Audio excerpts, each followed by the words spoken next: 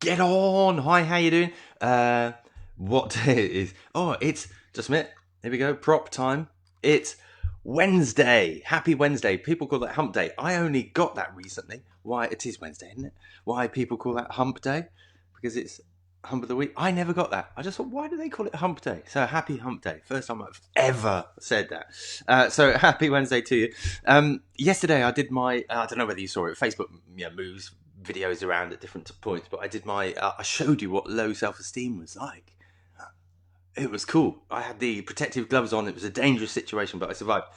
So today I want you to kind of think about the beliefs you have about who you are, because the beliefs we hold about who we are guide us, and we adhere to. I was going to say adhere. We stick to. We obey the belief of who we are. So if we, brought up in an environment where we think we're stupid, where we think we're stupid, we obey that belief. We just guide ourselves. If we come up in a family with healthy self-esteem, with abundance in whatever way, not abundance necessarily financially, but abundance of thinking, you'll have an abundant attitude. You'll adhere to that attitude. You'll adhere to that belief about yourself. You'll adhere to that. You become rigid in a way. We all become rigid. We're all rigid. We're all stiffs. We're all rigid to the belief we hold about who we are. And often we go searching for who we are, but we already know that. Except we don't know that because it's in the subconscious, if you see my point. So people search for who they are, yet they already have a rigid guide of who they are. They just don't know it because it's in their subconscious. How can you see what's invisible? How can you see what's... you have to do some training, get some help to see what your subconscious is. So, shine lights in the right area, shine a torch in the dark, of the subconscious. So you can get help from all sorts of people. But unless they know about low self-esteem, then they won't see it. Like I showed in the demonstration yesterday, it's invisible to them. All right, I see it because I trained in this. And by the way, it's not an educational training, and that will come in years. But it's not. I remember going back to coaching. I put this. Who is it? Lee had a certificate of coaching yesterday, which was lovely, awesome, Lee. That's great that you went and did that. Though you didn't need to do it, but you, for yourself, your pride, whatever you did, the coaching qualification. Your executive coach. When I was this sounds patronising or arrogant. I don't mean it in either way. When I was an executive coach and trained as an executive coach back in 2001 at the BBC, I think it was. Maybe a little later, maybe 2002. There wasn't accreditation out there. It was new. Although the people doing it, it was well established. It started in the 70s in California, and then that approach, spread. It took its time, and now, of course, every organisation expects a coaching culture. They, whether they achieve it or not. But so the coaching aspect at that time when I did it, there wasn't an accreditation, though there were the structures to follow. And I went with a lovely place, and I chose them, and got my foundation, as it were, in executive coaching, and I became one of the executive coach and lead coaches at the BBC, which was awesome because it was an awesome place, and they had this awesome structure, and it's just awesome. Self-esteem is a bit like that now. It hasn't got accreditation. You can't go and qualify in it. You can't. It's early days. People have been talking about it for years. The 7 Pillars of Self-Esteem. That's a book from the 60s. It's outdated, but it's there. There's the video I posted. Forgive me, I can't think of his name. Brent, who's working with kids. That's all about self-esteem, about bullying, and that's awesome work. But it's all coming together. This understanding of how destructive self-esteem is, how limiting self-esteem is. And for me, I latched onto that 13 years ago, although I didn't call it self-esteem then. It was around emotional abuse. And then as I tried to help understand it, I've got up to the level of, it's this thing called self-esteem. It's like, right, okay, now I've got it. And I've got the depth of where people go. So in 10 years' time, you'll probably get an accreditation. If you want to understand this, you can go and Google it and get a proper answer.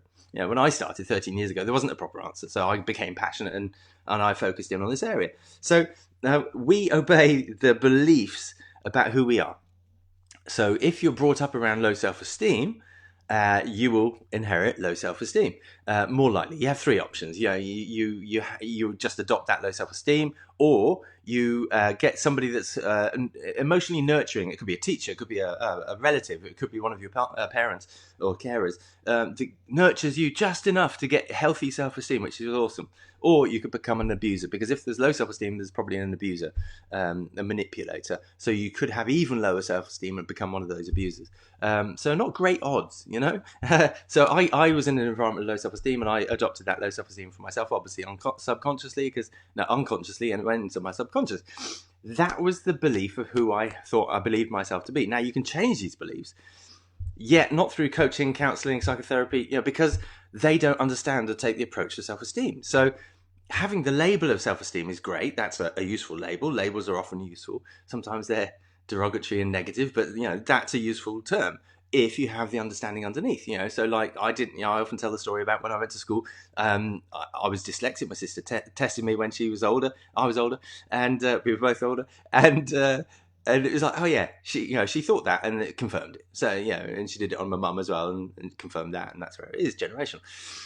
But there's the phone. So it didn't say.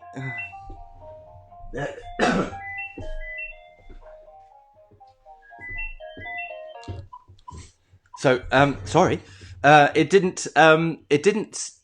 We're gonna get a message. It didn't say, where this approach was. Dyslexia. When I was at school, it wasn't a thing. It didn't have this label, so it's a useful label now because it's got this understanding. It's got this structure underneath it. And what I've done is, with self-esteem, I've created, obviously, the label's there, but I've created the structure underneath to help people. So counsellors, psychotherapists, you generally don't have that structure underneath it. They can't help you.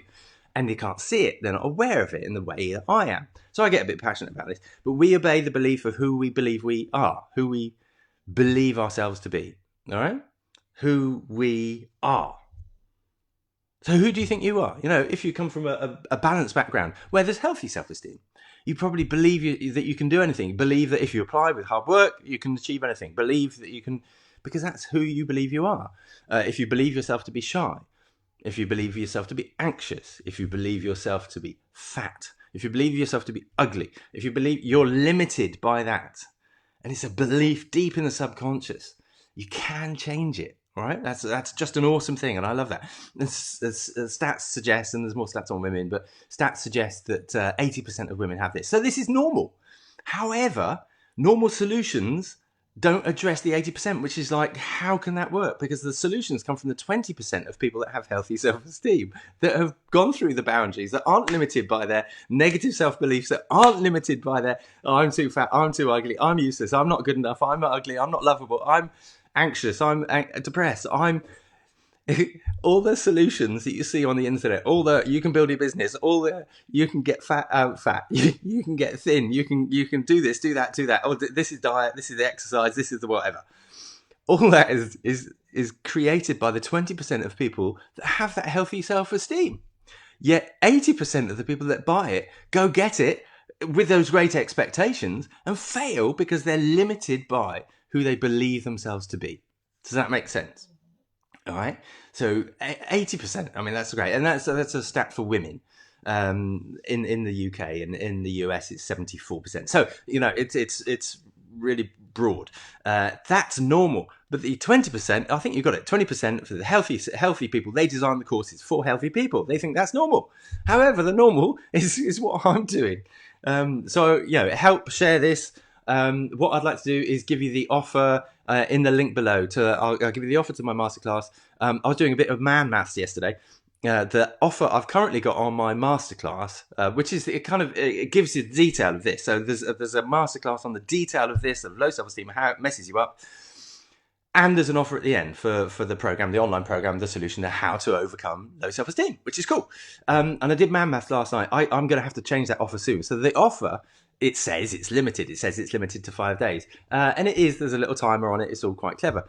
However, I'm going to have to change that offer. I can't maintain that offer for long, which I didn't quite realise with the man maths. But now I've done the man maths, I can't keep that. So it's a special offer. So if you're interested, I'll put the link in the comments, find out more. But of course, message me with anything, any questions you've got on this. I hope it's interesting. I hope you have a fantastic day, a hump day. So have a humping, awesome day. All right, see ya. Bye-bye.